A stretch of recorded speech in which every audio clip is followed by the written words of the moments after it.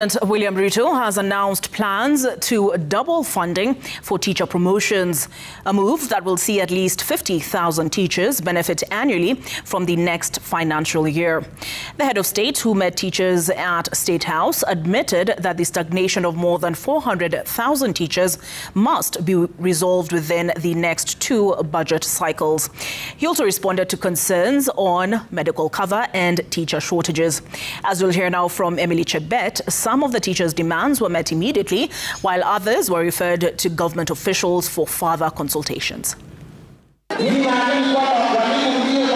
Thousands of teachers and education stakeholders streamed into State House, Nairobi, their unions carrying a raft of demands from members who have long felt overlooked. They sought answers from the head of state.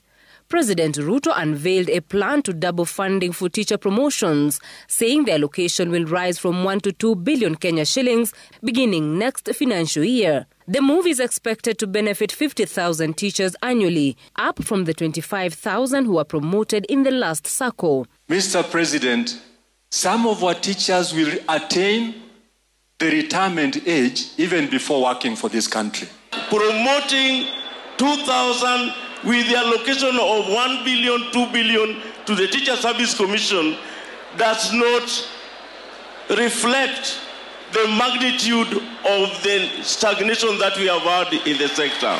We have been providing 1 billion shillings. We should provide 2 billion shillings and whatever is required so that at least we can promote 50,000 teachers every year and move them up the ladder. Teachers also raised concern over the long-standing dispute on capitation with the National Treasury. The president admitted that government has been sending 1,400 shillings per pupil in primary schools instead of the recommended 2,238 and 17,000 shillings per student in secondary schools against the required 22,000, pledging to close the gap within the next 2 financial years.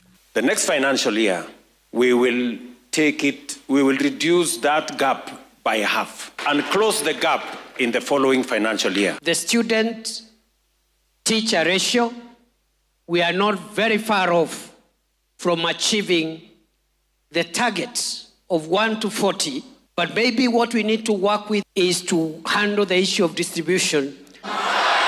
It was a win for teachers when the president ordered a review of the career progression guidelines introduced by the Teacher Service Commission in 2017. Teachers have long described the document as punitive, blaming it for years of stagnation in the profession. They argue that it has opened the door to an equal distribution of promotion opportunities across the country. We must adopt a first out, first in model that prioritizes long-waiting teacher graduates. The president directed a review of teachers' medical cover after complaints that it offers little value for money. He said the current scheme costs more than packages available in other sectors, insisting that teachers deserve better. The president witnessed the signing of an MOU between teachers' unions and the Affordable Housing Board, guaranteeing them 20% of all affordable housing units. He said the move was in recognition of the nearly 900 million shillings, about 13% of the housing levy that teachers contribute every month. Emily Chebet, Citizen TV.